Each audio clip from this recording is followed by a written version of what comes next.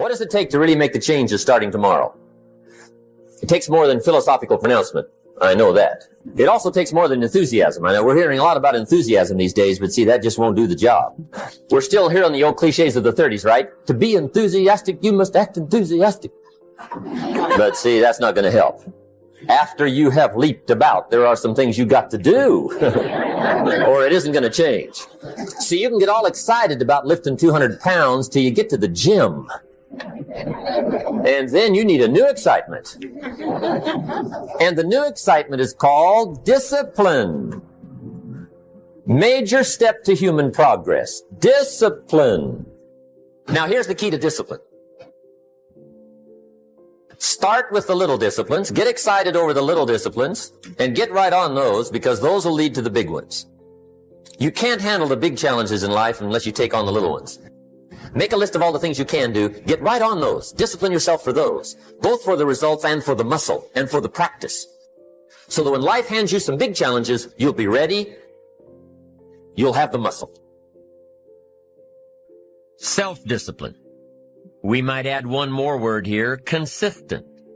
Consistent self-discipline. If we don't make consistent self-discipline part of our daily lives, the results we seek will be sporadic and elusive. It takes a consistent effort to truly manage our valuable time, or we'll be consistently frustrated. Our time will be eaten up by others whose demands are stronger than our own. It takes discipline to conquer the nagging voices in our minds, the fear of failure, the fear of success, the fear of poverty, the fear of a broken heart. It takes discipline to keep trying when that nagging voice within us brings up the possibility of failure. It takes discipline to admit our errors and recognize our limitations. The voice of the human ego speaks to all of us. It takes discipline to change a habit, because habits are formed a little bit each day, every day, every day. Once habits are formed, they act like a giant cable. They act like a nearly unbreakable instinct that only long-term disciplined activity can change. We must unweave every strand of the cable of habit slowly and methodically until the cable that once held us in bondage becomes nothing more than scattered strands of wire. It takes the consistent application of a new discipline, a more desirable one to overcome one which is less desirable. It takes discipline to plan. It takes discipline to execute our plan. You've got to really work on your consistent self-discipline on a daily basis, or you'll find yourself distracted. Distracted by negative thoughts, distracted by negative people, and pretty soon, depending on the type of people you've associated with, distracted by your doubts within yourself. Never underestimate the power of influence and associations. And never underestimate the power of your own consistent self-discipline. It's easier to go to bed late, sleep late, show up late, leave early. It's easier not to read. It's easier to turn on the television than to open a book. It's easier to do just enough than to do it all. Waiting is always easier than acting. Trying is always easier than doing. Imagine what life would be like if we didn't have to make our bed in the morning, or keep our garage clean, or pay our taxes, or show up for work tomorrow. Wouldn't it be fascinating if we didn't have to do these things? Wouldn't it be fascinating? What do you suppose would become of us? You're right. Not much. The system we live in and contribute to is designed to make the easiest things in life the most unprofitable. Profitable seems to be the most difficult. Our world is and always will be a constant battle between the life of ease and its momentary rewards and a life of discipline and its far more significant rewards. Each has its own price, the price of discipline or the price of regret. We will pay one or the other. What we wish we had done is the voice of regret, speaking in a sorrowful tone at a time when there is no going back. This is regret. No second chance, No, what would I do differently? Choose one or the other, but both will have their price, the price of discipline or the price of regret. One costs pennies, the other a fortune. The first lesson of discipline is that it isn't the easiest option.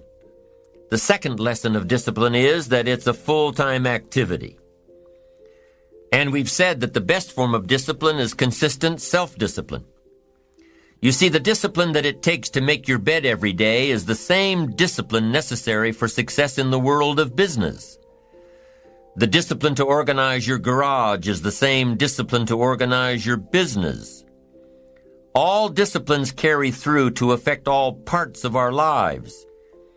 If we're disciplined in just one area and lazy in another, guess what? Pretty soon, the lazy side will creep in and destroy the disciplined side. The bad habits in one area of our life will eventually destroy our self-discipline in the areas we've been working on. Consistency cannot be inconsistent. Discipline is the mind being trained to control our lives. Discipline is a set of standards which we've selected as a personal code of conduct. Discipline is imposing on ourselves the requirements for honoring these standards. Once we've adopted these standards of behavior and conduct, we're committed to honor them. And if we don't, then there can be no disciplined activity. We find ourselves announcing our standards to our relatives, our friends, our associates. We shout our beliefs and condemn those who believe any differently, but then we don't walk the talk. We end up acting in a way far different from the beliefs we've shouted. We tell our kids that the TV is rotting their minds, yet we spend our evenings in front of it. We tell our employees that they must take advantage of every minute of the working day, yet we spend 3 hours at lunch. Do as I say, not as I do. This is inconsistent. This leads to a loss of credibility among those who watch us. And more importantly, this leads to a loss of credibility within ourselves. The only thing worse than one who is inconsistent in applying their self-imposed disciplines is one who has never considered the need or the value of discipline at all. These people seem to wander aimlessly, changing procedures, changing standards, changing loyalties, and shifting frequently from one commitment to another, leaving behind a trail of broken friendships, unfinished projects, and unfulfilled promises, all because of a discipline that was either non-existent or imposed so infrequently that it was ineffective. Here's the third step to becoming consistently self-disciplined.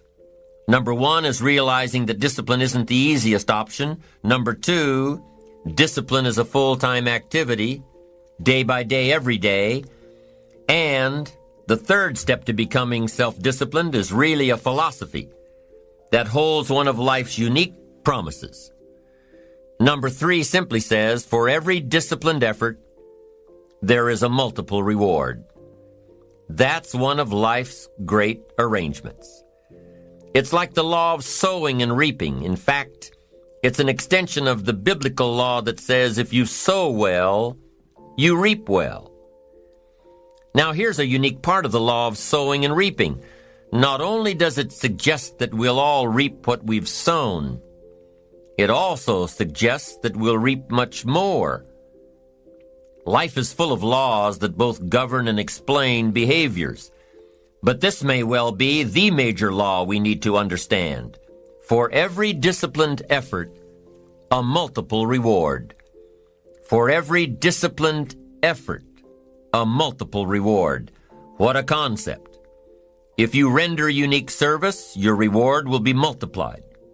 If you're fair and honest and patient with others, your reward will be multiplied. If you give more than you expect to receive, your reward is more than you expect.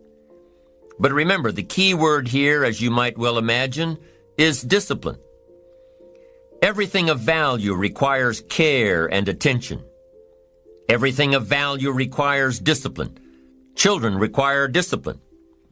They must have a structure built for them. They must have boundaries to work within so they feel secure and comfortable to explore and grow. They must learn to recognize what's right and what's wrong, what's acceptable behavior, what's not acceptable. Children require unwavering discipline, consistent discipline, or they'll be confused as to how they're supposed to behave. Likewise, our thoughts require discipline. We must set up our inner boundaries, our codes of conduct, or our thoughts will be confused. And with confused thoughts, we'll end up being confused, hopelessly lost in the maze of life. And confused thoughts produce confused results. Look around you at this very moment in time. What might you be doing that needs attention? Perhaps you're listening to this program as you drive along in traffic, blowing your horn at someone ahead of you who isn't driving at the speed you'd like to.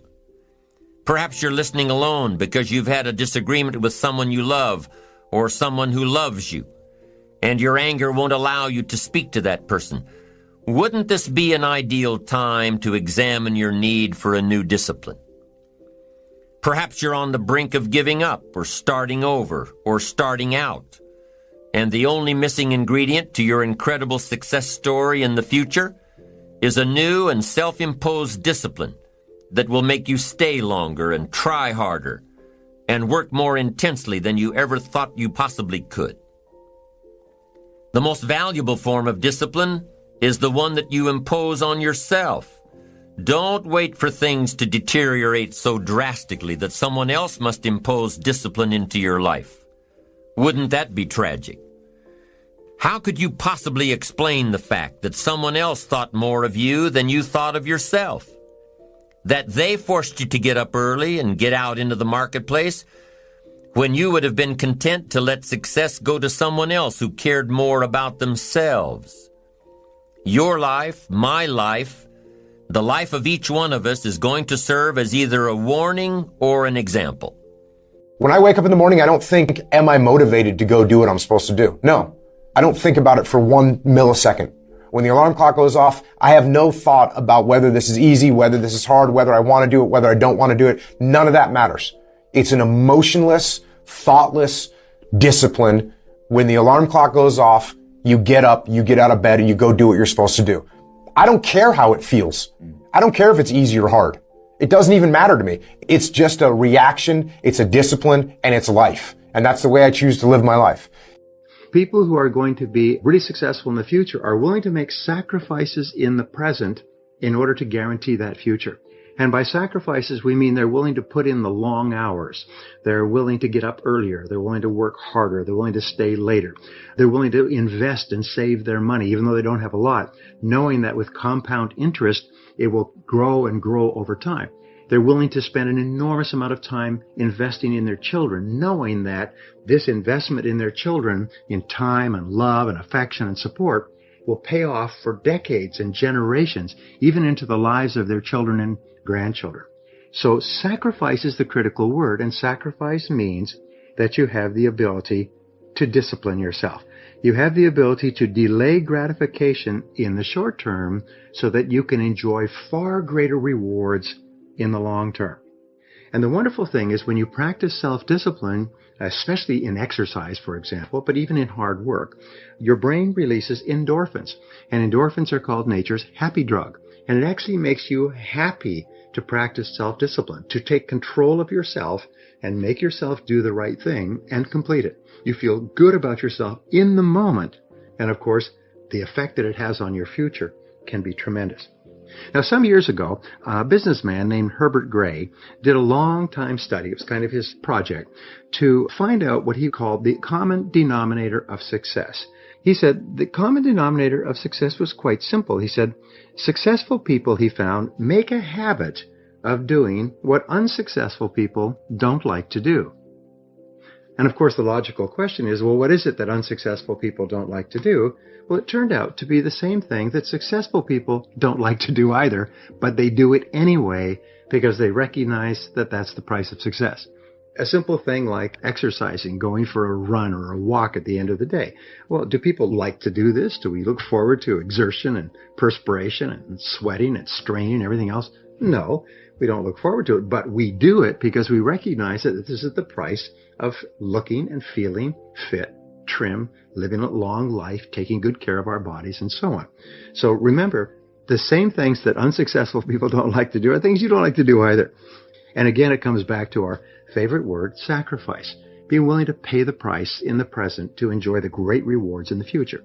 All right, the next personal quality that assures success is you must determine the price that you will have to pay in order to be successful, and then resolve to pay that price. For every single thing you want in life, there's a price. And there's a price that has to be paid, and nature always demands that the price be paid in advance. And the price is invariably hard work. There is no substitute for hard work. Many people say, well, geez, look at that person. They got the nice house and the nice car. You never realize that behind the scenes, that person was probably working 16, 18 hours a day, probably for 5 years before they got their break and 5 years after they got their break. All you see in the end result is the nice house and the nice car. The reason I mention this is sometimes people start a business, they think, well, sure, I'll have to work a couple of extra hours a day. And as somebody once told me, when you start your own business, you only have to work half the time. You only have to work half days from then on. And you can decide which 12 hours it's going to be. In a recent study, they found that in our society, you work 8 hours a day for survival. And everything over that, you work for success. If you're only working 8 hours a day, you won't do anything more than survive. Every additional hour, whether you're working for yourself or someone else, is for success. And so it's very important that you keep putting in those additional hours, whether it's extra reading, extra study, extra work. In the military academies, I think it's worldwide, it's the same. But in the military academies, whenever you are confronted with a senior officer, and you have, let us say you have your tie is askew, or your jacket is not ironed, they'll say, "Cadet, why is your jacket unironed?" And you're only allowed to give one of three answers. Yes, sir, no excuse. You are not allowed to say any other words to a senior officer except, yes, sir, I will do it. No, sir, I didn't do it. And no excuses, sir. And that's how they train the top officers in the world, is yes, sir, no excuses. Because they know that nothing makes a person weaker or littler than always making excuses. You just sound awful. You just sound incompetent. No leader could be a leader if all they did was make excuses. There's a turning point in your life where you become an adult or you remain a child. And it's like a line that you cross. You come up to this line, and on one side of the line, other side of the line is responsibility, where you are now responsible for the rest of your life. On this side of the line is blaming others for your problems. Blaming is the major source of negative emotions and unhappiness and stress and failure. Accepting responsibility is the major reason for happiness, personal power, and success. When you step across the line, you say, from now on, I accept complete responsibility for my life and for everything that happens to me. If you have a goal, you accept responsibility for achieving the goal. If you have a problem, you accept responsibility for solving the problem. But whatever happens, you don't blame other people. Blaming makes you weak and angry. It makes you feel inferior and insecure. Too much of anything is a bad thing. Life without balance results in an unbalanced life. Walking around the block every day is good. Walking or running 6 hours a day is bad. It's obsessive. Unless, of course, you make your living as a marathon runner. Then you're doing your job. Eating an apple a day is good. Eating only apples is bad. You won't get all the protein and vitamins and nutrients your body needs. Working hard, burning the midnight oil, doing it until is good. Working nonstop, never taking a vacation, never having any fun, never spending quality time with the people you love, working day after day, month after month, never taking a break year after year, is bad. If you've got your nose to the grindstone all the time, How are you ever going to spot new opportunities, consider new ideas? It doesn't work that way. You've got to stop and ponder where you've been and where you're going. You've got to reflect so you know if you're even on the right track. Everyone has heard the story of Willie Loman in the play Death of a Salesman. Willie was a workaholic. He typified the old-fashioned concept of success. After all, if you're always working, you must be successful. No, it doesn't work that way. For workaholics, there's never enough work. They can work 10, 12, 14 hours a day, take 2 jobs, work them back to back. The only satisfaction is fighting off sleep, denying life's pleasures, getting more tasks done. Some people are impressed with this type of behavior. But just because a workaholic spends too much time working, that doesn't mean he or she ends up with the most money. These people are generally more task-oriented than results-oriented. They're busy being busy, not busy being productive.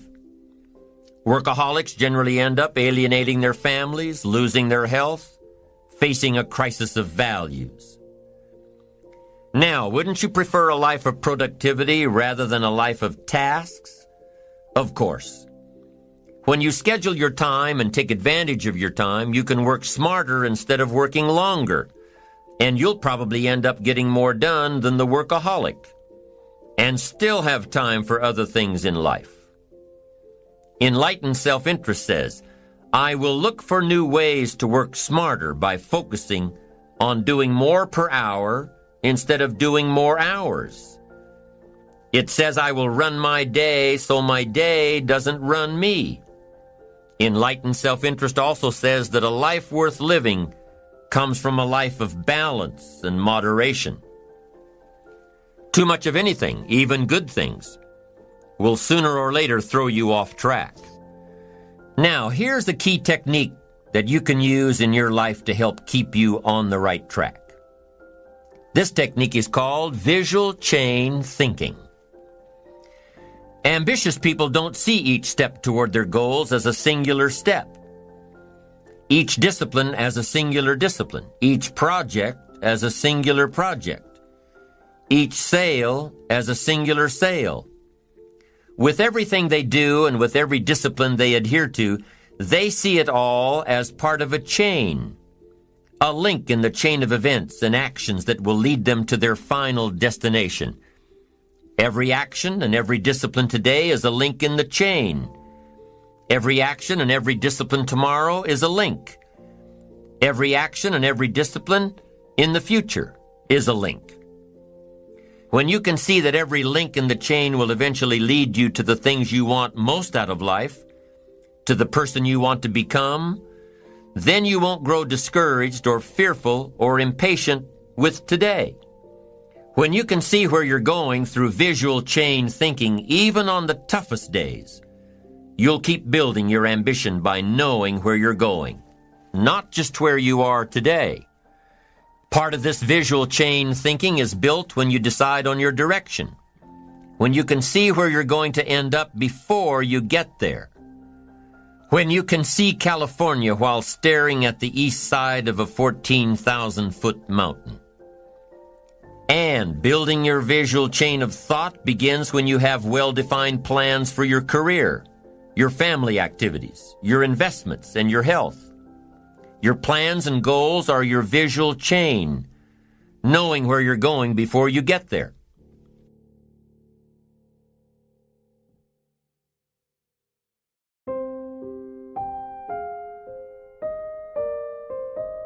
I say the most beautiful and the most terrifying thing about being a man is you're born without value. Society doesn't care about you. You're only going to be cared about based on how useful you are. You have the chance to build yourself up and become a superhero if you're prepared to do the hard work and be indefatigable enough to never quit. But if you're going to stand around and wait for a handout, nobody's going to ever respect you. And I think that a lot of people have forgotten about how difficult and how competitive it is as a man. We're always in constant competition with each other. And it's your duty as a man to stand up and say, I want to be as important and strong and good-hearted and God-fearing as possible. And I need to work hard to achieve those things. The dangerous thing about overly emotional men is that they're dangerous. They're genuinely dangerous. This is what's crazy. All these people who talk about toxic masculinity and how bad it is for men to be traditionally masculine. A traditionally masculine man does things he doesn't feel like doing because it is his duty to do them. He charges into the building because it is his duty. Not because he feels like it, because it is his duty. We're now teaching the new generation of men that they don't have duty and they can just act on their feelings and act how they feel, and they don't have to act as a man should. Do you know what happens when you get men who just act how they feel? You get school shooters. You get violence. Men who do not control their emotions are dangerous. If you find a man who is stoic, he's not going to hurt people. He's going to sit and think about his actions very carefully, and he's going to be a good man who protects and provides for his family. You find a man who just acts out on impulse and does whatever he feels like, you're going to find a dangerous man. Sitting here telling men to cry more and act with their feelings and it's okay to feel this way, that way, etc., and have no self-control. That is why we have the problems we have in the world. Absolutely and utterly wrong. So when they talk about toxic masculinity, they have it completely inversed on its head, completely and utterly wrong. We need to be teaching stoicism. We need to be teaching young men to understand that the world is very, very difficult. It's hard to be a man. You're going to feel bad sometimes. You need to suck it up and perform anyway. Don't just sit there and cry your eyes out or blame other people. And when bad things happen, they call traditionally masculine men. If you need a firefighter, you need a masculine man. When you call the police because of the problem you had, you want masculine men. And as soon as a woman or a man is in trouble, when you look for backup, you look for masculine men. And masculine men have a duty to provide and protect those they care about. We have a duty to do things we don't feel like doing because we know we're supposed to do them. And that's why we stayed in the Titanic and died. The real problem with the world is that there is an epidemic of cowardice. Men are cowards. We have an epidemic of cowardice. Everybody is so afraid. It's on the other side of fear that you're going to garner the respect of other individuals. You have to do things that they're afraid to do, meaning most likely you are also afraid. I've done a bunch of shit. I was afraid 87 times before I got in the ring and cage. It's scary, right? I lived a scary life. But by going through all of that, I am now respected. You have to learn to face your fear. I'm not saying not be afraid, because that's not brave. If you do something and you're not afraid, you're not brave. You have to be afraid and do it anyway. That's what courage is. So I'm not saying you can be as scared as you want, but you still have to go. We're living inside of a video game. Because in a video game, you're going to go through trial and tribulation. You're going to struggle to upgrade your character. And the reason you upgrade your character is when you get more stats, you can complete more difficult levels within the game. Life is exactly the same. The levels never end, but as you become better, you stand a better chance of completing them. So as you upgrade your character, you get further and further in the game, but the game never ends. That's the beauty of being a man. All these men are out here complaining that things are difficult. The reason it has value is because it's difficult. If it was easy, everyone would have it and it wouldn't have any value. Complain that it's hard to get a Lambo. The reason having a Lambo is cool is because nobody has a Lambo. How are you going to complain that it's hard to be the man, but then also understand that being the man has value? They are linked. You cannot separate the two. It's a logic fail. If you love the fact, if you love the idea of being that character you dream of yourself to be, then you should love the fact it's hard to become that man, because it means no one else can do it. There's no light without dark. You will not appreciate your six-pack unless you didn't have one and you had to earn it. That's how the world works. So when I talk to these dudes like, oh, but it's, you know what, Tate, yeah, I agree, but you know, it's hard. It's hard. Of course it is. It's supposed to be. And if you're not cut out for it, then go off and live a normal existence and die. Sit there, letting other men enjoy the spoils of being a man and die. If that's what you want to do, is just sit there and exist and then fade into history unremembered. That's your decision. If you want to level up your character, then you need to get out here and do it. You need to be around brave men. You need to get some balls. You need to get your network together. You need to do the truth. Humble yourself. Stop sitting there with an ego. Realize you ain't You're nothing but lucky. Bacteria could have stole your eyesight at the age of 3, and it didn't. You could have been in a car crash and lost both your parents. Never happened. You've been nothing but lucky. Blind luck has given you a favorable hand, and you've managed to it up. And they are trying to convince you that you should act how you feel. You should show more of your feelings. If you feel this way, you should show it. If you want to cry, cry. Look, I have no problem with guys crying. Sometimes guys cry, right? My dad died, I cried. I've cried once in 10 years, but it's not a default emotion for me. Sometimes you cry, right? But what I'm saying is the reason they're trying to bring out emotionality in you is because most of the time you don't feel like doing the things you're supposed to do. But the true masculine frame throughout history was doing the things they didn't want to do, but they knew they had to do because they had honor and duty. That's what honor and duty means. Do you think the men on the Titanic wanted to stay on the Titanic? No, we're men. We have to stay. We're scared, but we must. It's our duty to let the women and children on the lifeboats. Yeah. This is masculine duty. When you remove self-control from men.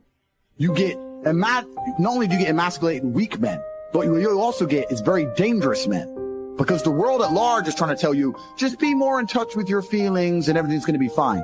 Men also have an innate desire, one, for conquest, and two, we have a biological response. We are very predispositioned to anger.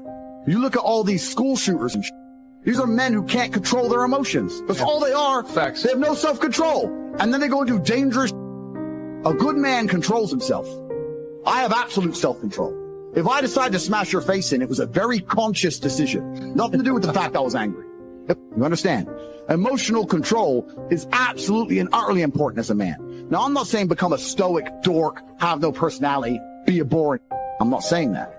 I'm saying that you need to understand as a man, there are certain principles under which you act, regardless of how you feel. Bam. I can wake up in a terrible mood.